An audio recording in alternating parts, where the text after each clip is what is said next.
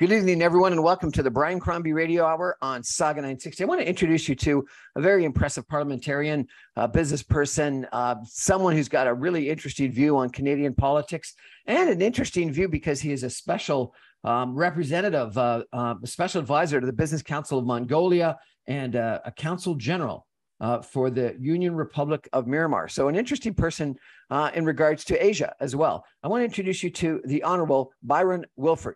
Sir, welcome to the show. Thank you, Brian. Nice to be here. Thank you so much for joining us. So you had quite a long political career to start with. Tell us a little bit about why you got into politics and what you did, because it was really quite an impressive career, sir. Well, thank you very much. I've always had a passion for politics, and in university, I majored in political science and history. I did my master's degree in Chinese politics and history. You buy a home after you get married, and one thing leads to another, and you get involved as a homeowner president. That led to 12 years on City Council in Richmond Hill, Ontario. And I also then became the president of all the municipalities of Canada, called the Federation of Canadian Municipalities, and also the Canadian Parks and Recreation Association. Certainly, municipal government is absolutely critical in the lives of individuals. And when you're a municipal councillor and obviously president of the FCM, you get different perspectives. And one thing led to another. And I went on a Team Canada mission with then Prime Minister Chrétien in 1997 to Asia.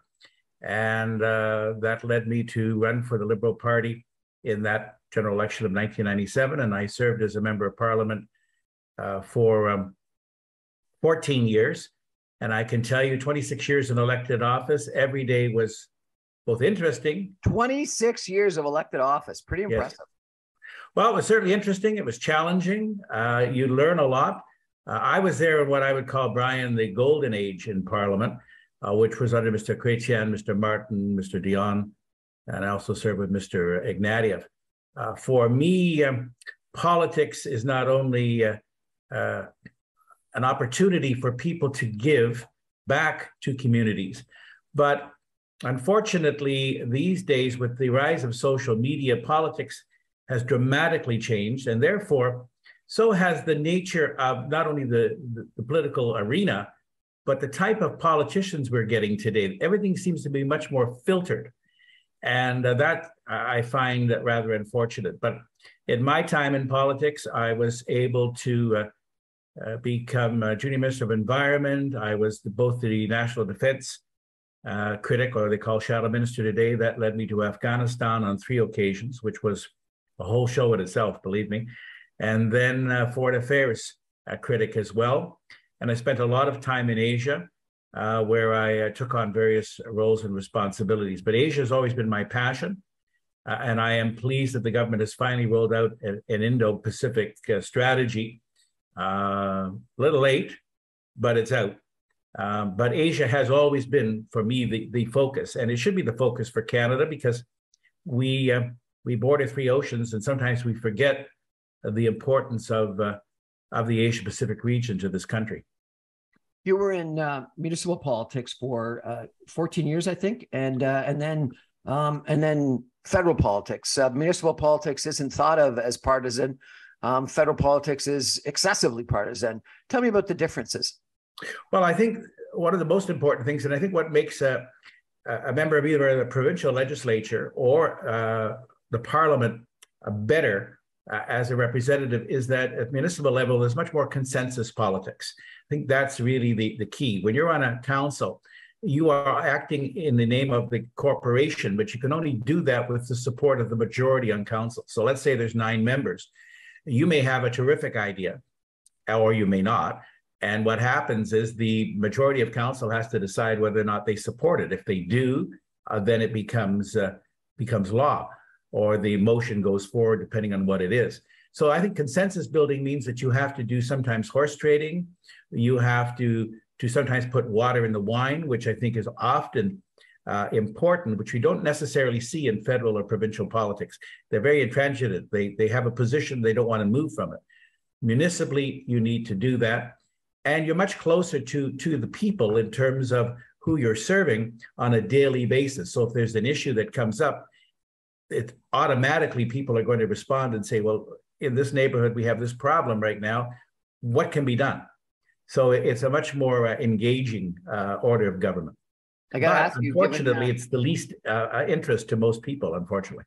I got to ask you, given that description, what do you think about this strong mayor policy that Premier Ford's come out with? Well, that very much modeled on many U.S. Cities, as you know, Bryan. And the difficulty is, although it can be overturned by a majority, the strengthening, the mayors in Canada, generally they have one vote, like everybody else. And that requires them to develop a consensus on council. I think the jury will be out for a while until we see how it unfolds here.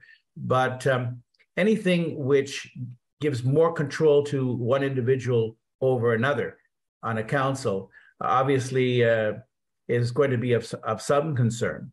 And the fact that the municipal governments are, the term they use, I don't like it, but it's a term we use, which is called creatures of the provinces. Any powers they have or do not have are vested to them by the province. So this particular one for the city of Ottawa and the city of Toronto, we'll see how that plays out. But I understand the provincial government's going to look at widening it probably in the future as well. We're chatting tonight with the Honorable Bryon Wilfert, who has got really quite an illustrious career in politics. He now is also a director of policy advisor for the Macdonald-Laurier Institute. He's an expert on Asian issues. He actually, I didn't know this, sir, but you actually had a degree in Chinese politics when you were in school. So that's a fascinating background. We're going to take a break and come back and talk a little bit about the political situation in Canada today. And then we're also going to talk a little bit about Asia and his experience, both as the special advisor on the Business Council of Mongolia, as well as the Consul General for Myanmar. Stay with us, everyone. Back in 2 minutes.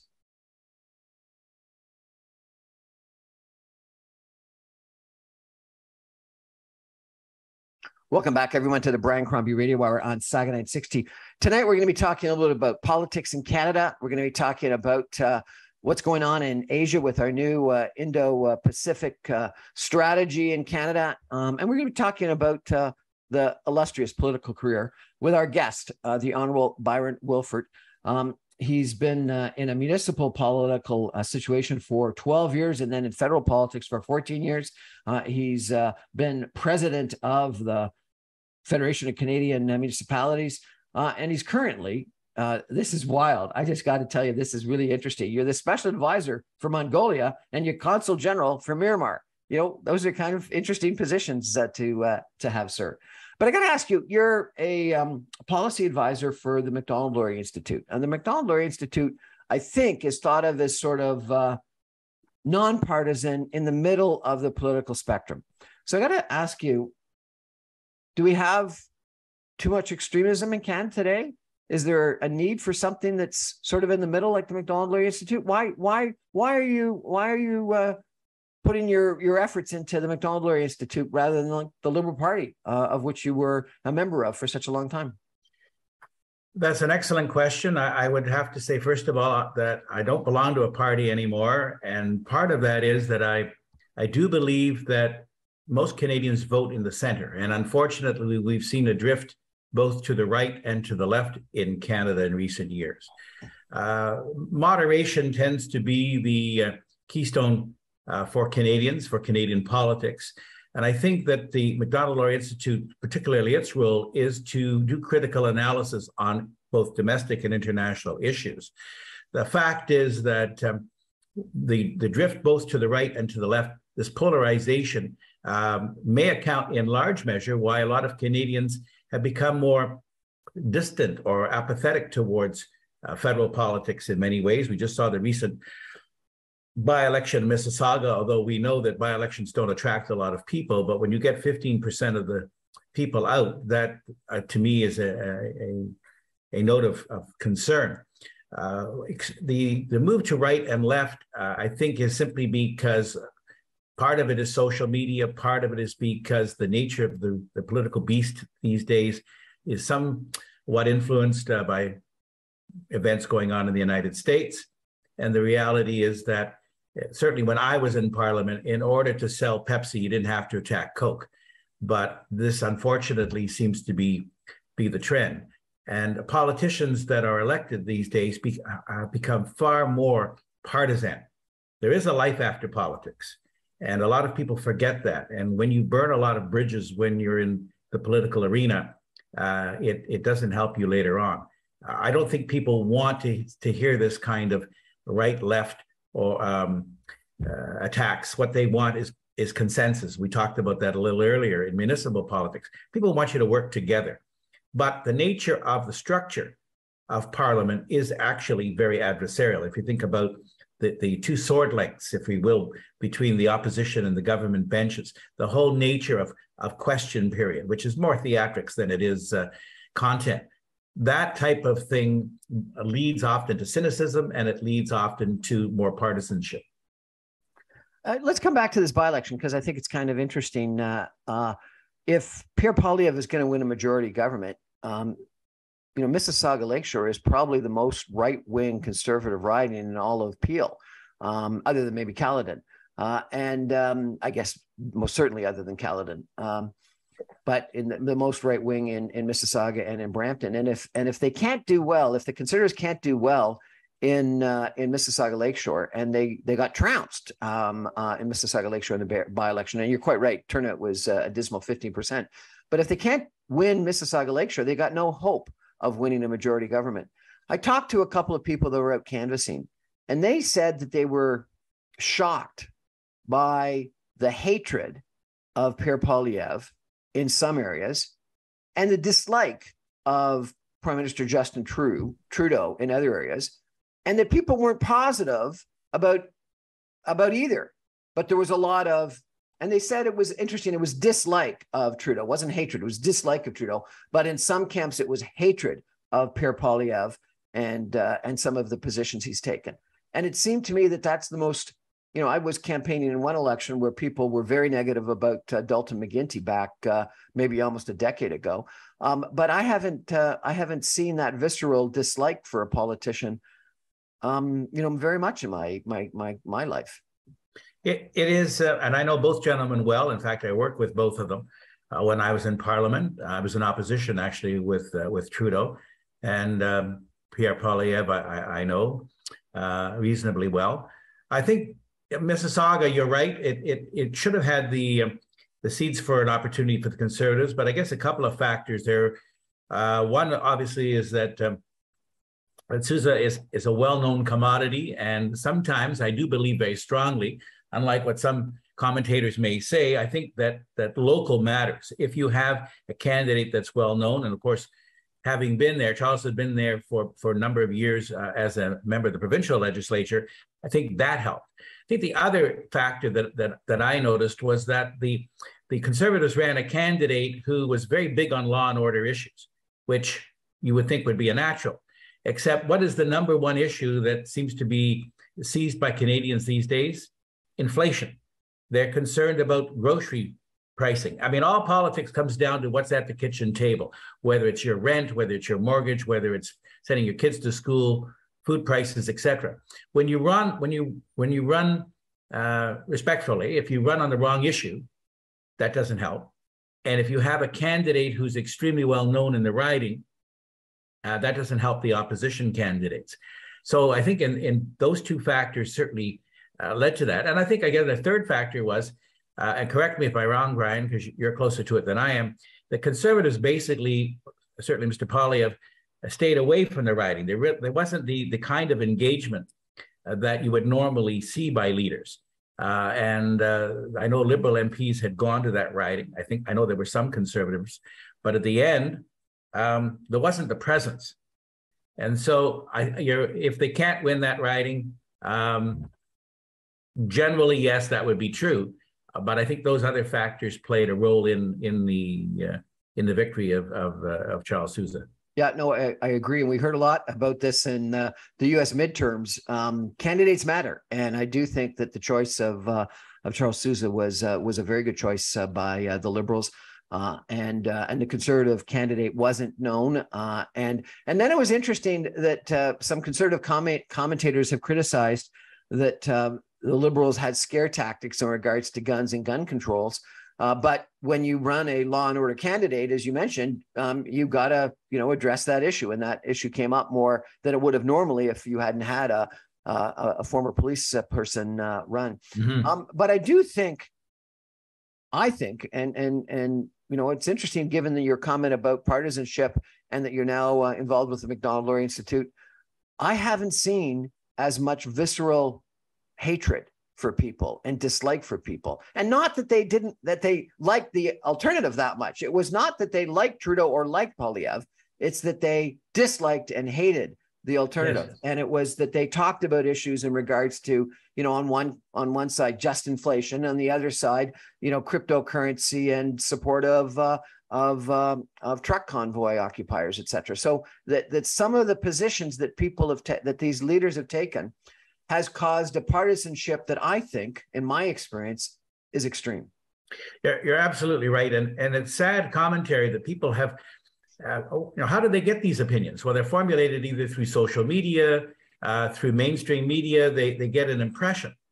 But of course, 99.9% of them have never met either gentleman. So you want to be judged on who you are, what you've done, et cetera. To be judged by people who've never met you, it's a sad commentary, and that actually does happen when you're a candidate. When you are running, nobody likes your leader. There's always somebody who says, I don't like your leader, I don't like that. But it has moved from I don't like that leader to I hate your leader.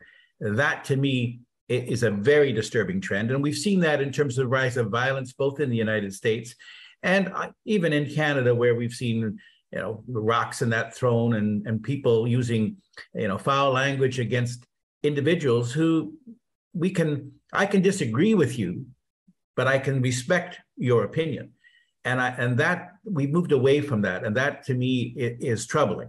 I think we need to step back. And part of it is, of course, that parties tend to foster that kind of approach from what we see often in both in the House of Commons and in the fact that on the campaign trail, it's not that I'm a bum and he's a bigger bum, so vote for me because I'm just the bum.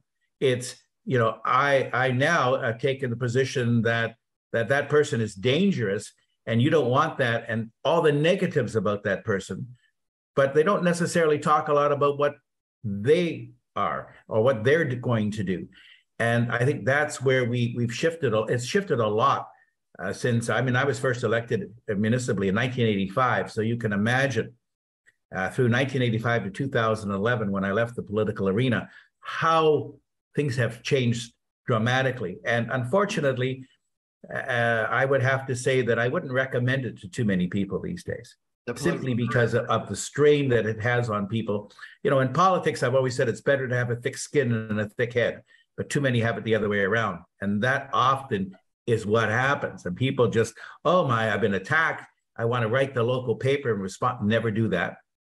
Never do that, because then you got they've got you. But the other hand is that it does take a personal toll on people, on their marriage, on their physical health. What happens to members who leave? I've known members who've tried to commit suicide, who have committed suicide. People don't realize that you live in a fishbowl.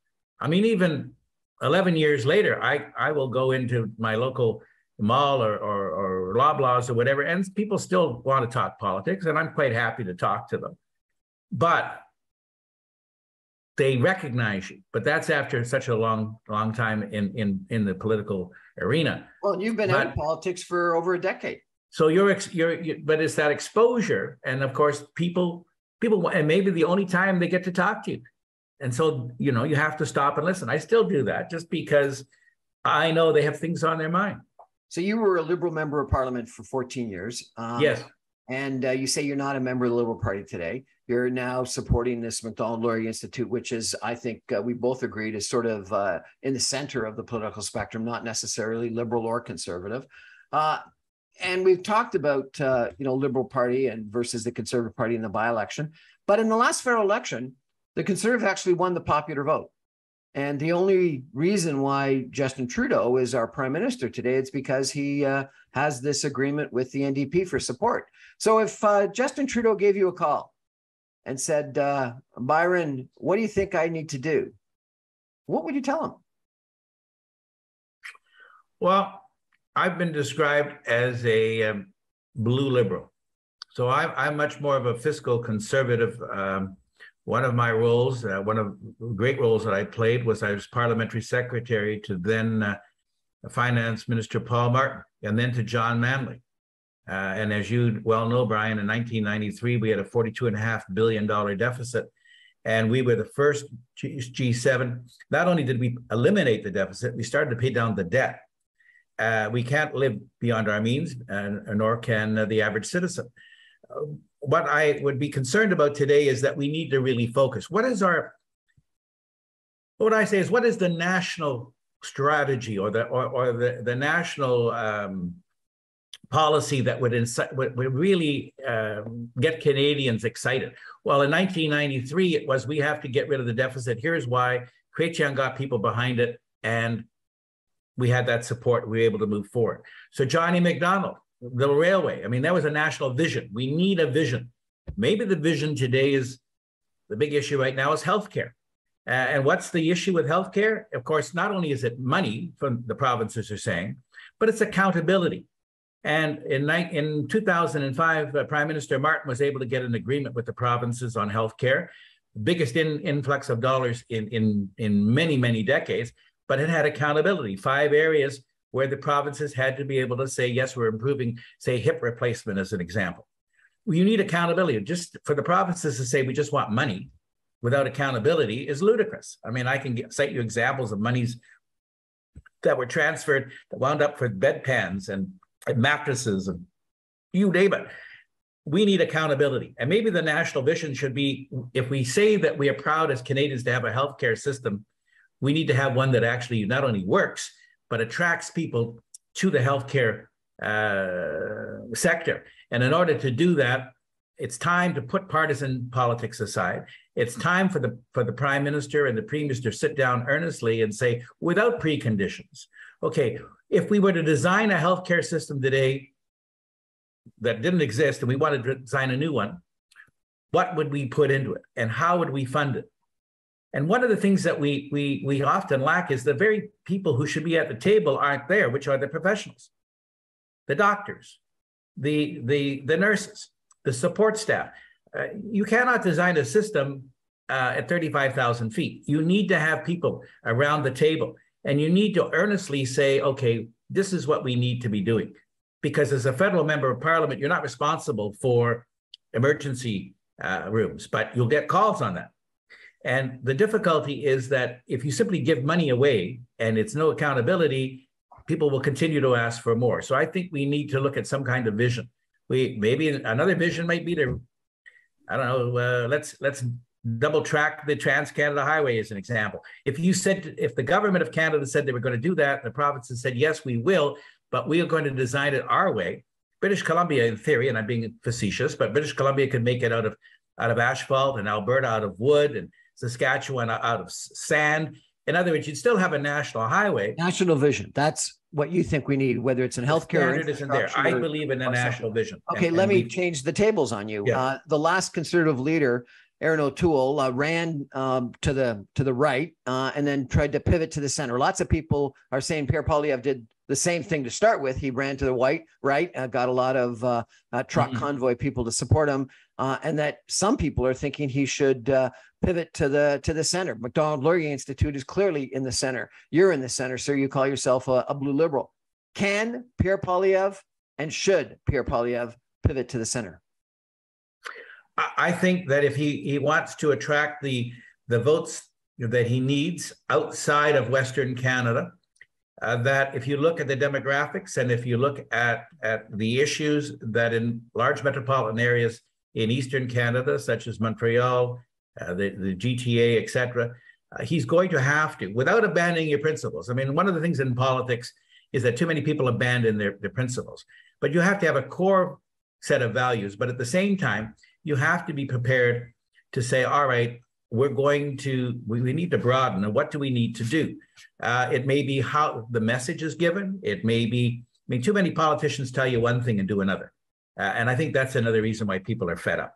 they're fed up because that isn't what I elected, and then I get this person and they turn out to be something different. People don't want liberal light. They want a conservative. People don't want NDP, an NDP candidate that's really liberal light, because that doesn't work either.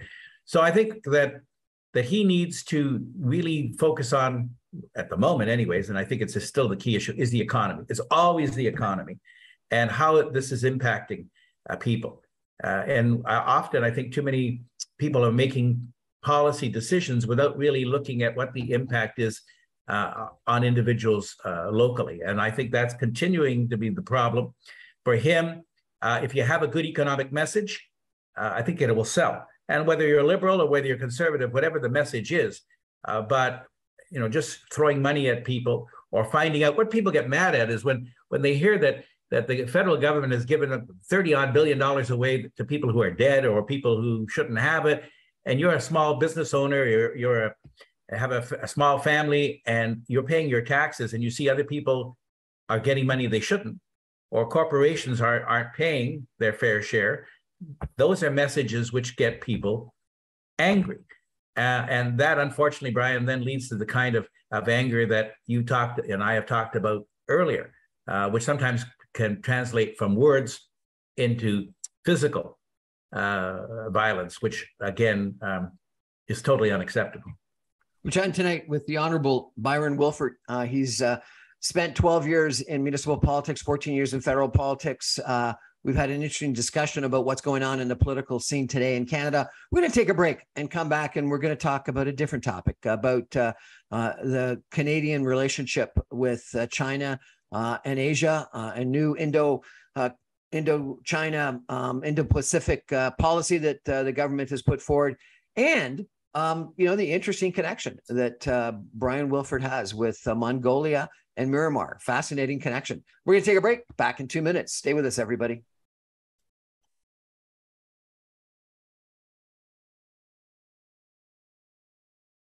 Welcome back, everyone, to the Bryon Crombie Radio Hour on Saga 960. My guest tonight is the Honorable Bryon Wilfert. He was a member of Parliament for 14 years. Sir, was that in Richmond Hill? Yes, that was in Richmond Hill. That's correct. And 12 years on Richmond Hill Town Council. We've talked about his current stance on politics, but I got to tell you, this is fascinating. When I met you a couple of weeks ago, and you told me that you were the counsel for Myanmar and that you were doing work with Mongolia, I thought I have to chat with you, because Canada really has rethought in the last little while our relationship with China and with all of Asia. And so I wanted to, first of all, ask you, how did you get connected with Myanmar and Mongolia? And then I'm going to ask you about what you think about our current policies. But what about Myanmar and Mongolia? What's the connection there, sir? Well, the connection, let's do Mongolia first. I actually did, my master's thesis was on Mongolia and North Korea within the Sino-Soviet schism. So if you are in need, Bryon, of some reading material and you can't sleep, I'm more than happy to forward it to you. I'd be fascinated to hear about that. But in all seriousness, I've always been interested in Mongolia, I guess since the days when I first, and China, when I first saw 1963, the film 55 Days at Peking on the Boxer Rebellion. And then there was the 1965 movie on Genghis Khan, and that sort of hooked me on Asia. When I was a teenager, I read everything I could about Genghis Khan, Kublai Khan, Marco Polo, etc. Yes, fascinating times. And that, of course, I've been fortunate in my life that I've been able to take my academic interests and actually translate them. So I've been to Mongolia on several occasions. I've been to Myanmar on at least 5 or 6 occasions. So I've been able to translate that. I was in Mongolia in June, presenting 2 papers at 2 events. One was on Northeast Asian security and Canada's role in the region. And the other was to deal with the Institute for Strategic Studies in Mongolia, which is another think tank, sort of opposite of the Macdonald-Laurier Institute. And that was on the role of parliament and parliamentary democracy in terms of foreign policy, the role parliamentarians can play, because you have government-to-government diplomacy, you have diplomat-to-diplomat, you have parliamentarian-to-parliamentarian. On Myanmar, I have always been a strong advocate when I was in Asia, particularly at international conferences where I led Canadian delegations on the imprisonment of Aung San Suu Kyi. And I would continue to harangue the military junta at the time regarding the situation and the so-called roadmap to democracy. Please remind everyone who she is. Aung San Suu Kyi was is the human rights champion for democracy in Myanmar, formerly known as Burma. And she had been imprisoned for a number of years by the junta because going back to, there was a coup in 1962, military came in, 1988, there was what's called the Saffron Revolution, where they tried to oust the military. They became even more harsh against democracy advocates, including Aung San Suu Kyi. She won the Nobel Peace Prize, and then eventually she was freed. And in 2013, there was this start of the road to democracy. And in 2015, she was elected, but the military imposed constitution prohibited her because she had married a foreigner. Her late husband was from the UK. So they created a position called state counselor, which sort of superseded the president. And she was guiding the country to democracy. Then in 2020, there was another election that was supervised internationally, totally free, and they trounced the military-backed party again. And that's when the military acted in 2021 in another coup. But my interest there was that when we started to warm up relations between Canada and Myanmar back in 2013, the new ambassador of Myanmar to Canada, I guess through reputation, sought me out, asked for my advice. How can we widen our presence in Canada? I gave him some suggestions. One was an honorary consul or consul general role. In the end, they asked me to take on that job.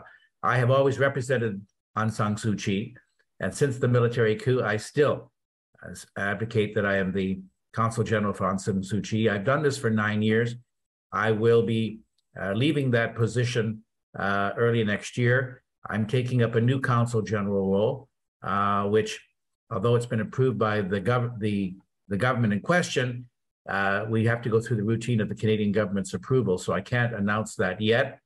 But let me just say, Brian, that it's one, again, that will be one that's near and dear to my heart. Fantastic.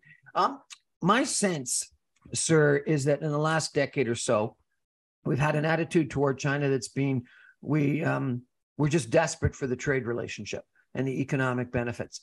And the United States, Australia, et cetera, New Zealand, maybe had more of a realistic attitude toward China, and then we did. And just recently, the Foreign Affairs, the Minister of Foreign Affairs has come out with a very different strategy in regards to our attitude toward China.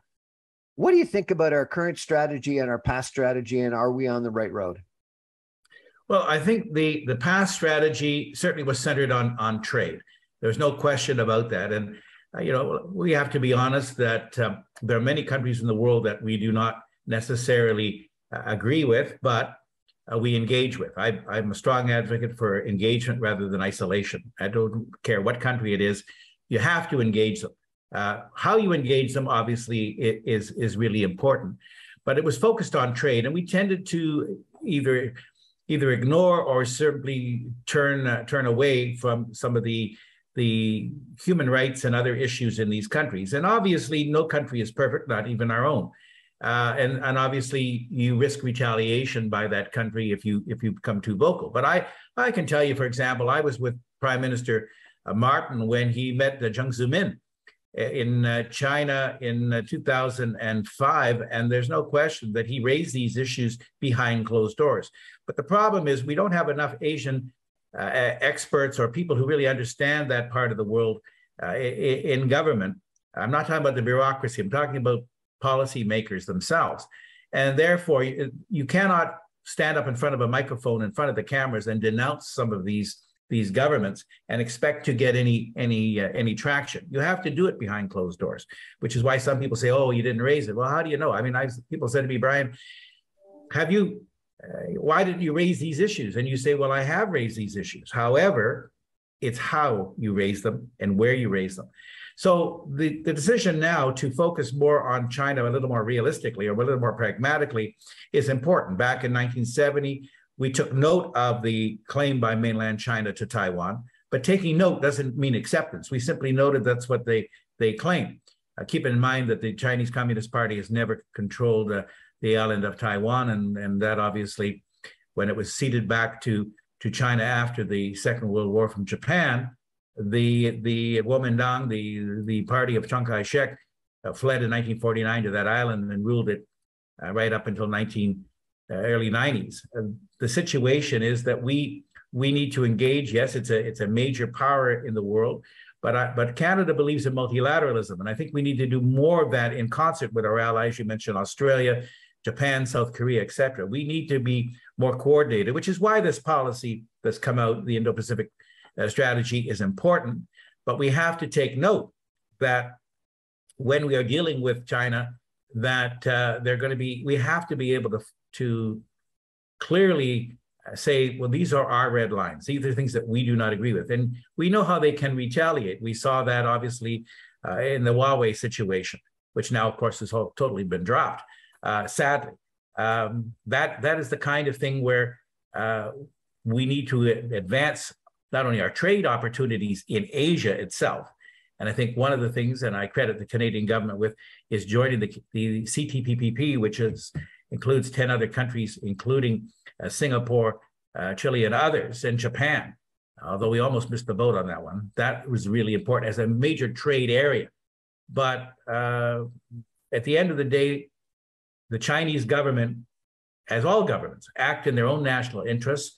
And for Canada, we need to be, I think, clearly saying, this is our red line, this is what we believe in, and where we don't agree, we play also a role with Taiwan, and Taiwan is a major trading partner in Asia for us as well.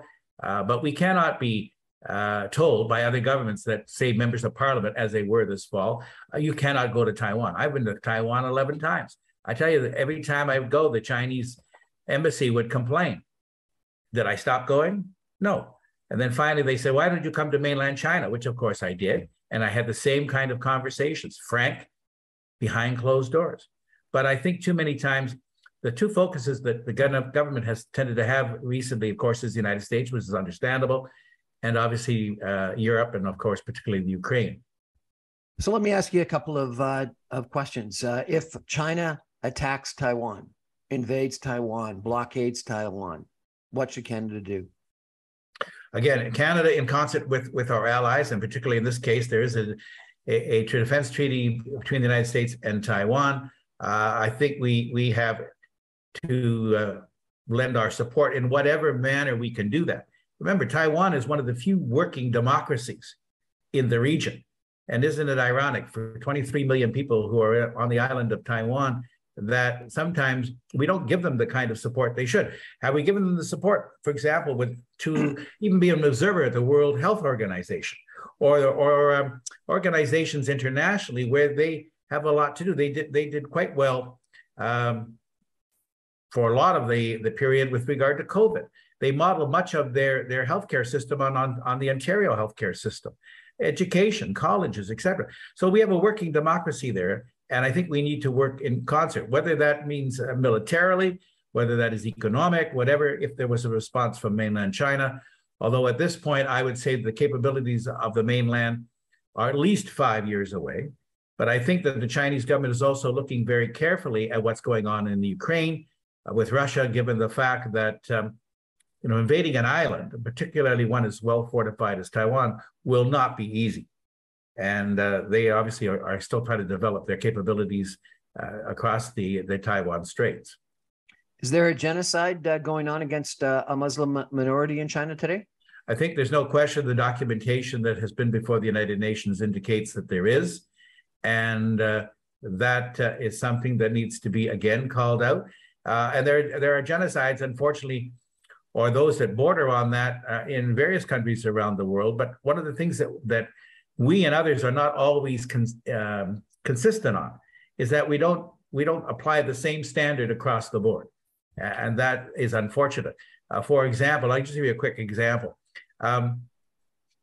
I do believe in engagement very strongly. So the fact that Canada has not ordered the Russian ambassador out over the Ukraine, has not ordered the Chinese ambassador out over the Uyghurs or others, I have no issue with that because I do believe we need to engage.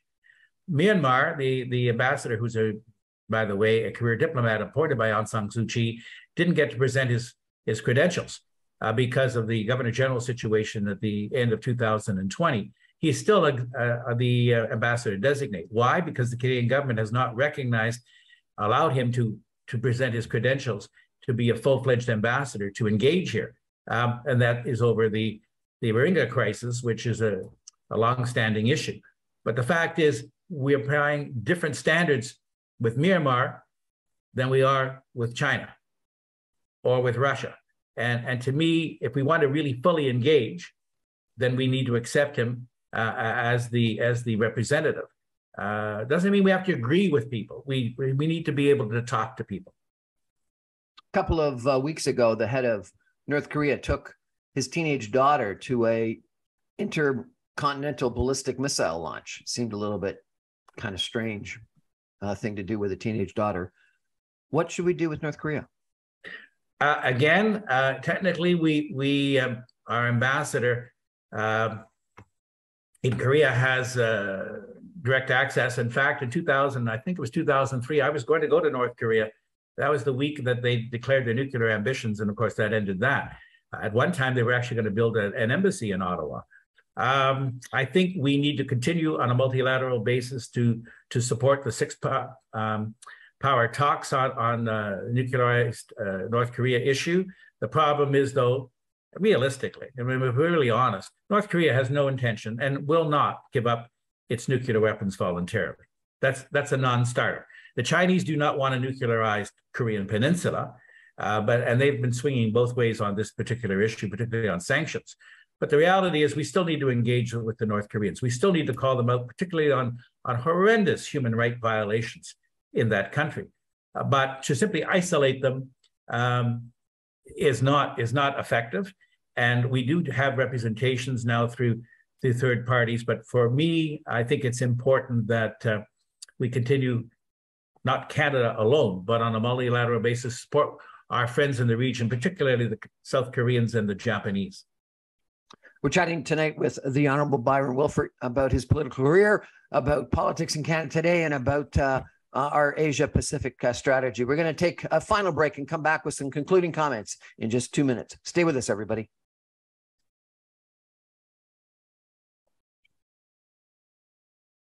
Welcome back to the Bryon Crombie Radio Hour on Saga 960. I really enjoyed chatting with the Honorable Bryon Wilfert today. He spent 12 years in municipal government in Richmond Hill, and then he spent 14 years as a federal member of Parliament with the Liberal Party. Had numerous different posts, critic posts in finance, in foreign affairs, etc. Mr. Wilfert, you said that you're no longer a member of a political party after 12 years in municipal government, 14 years in federal politics. You're a politician. You've been a politician most of your adult life. Why aren't you a member of a political party today? I often refer to myself as a recovering politician. And I'd have to say to you that I joined the Liberal Party when I was 13 years of age. So I've had a long history of the Liberal Party. And not being a member of a party now gives me a lot more freedom, obviously, in many of my comments, as you probably noted. But I didn't leave the Liberal Party. In my view, the party left me as a more of a blue liberal.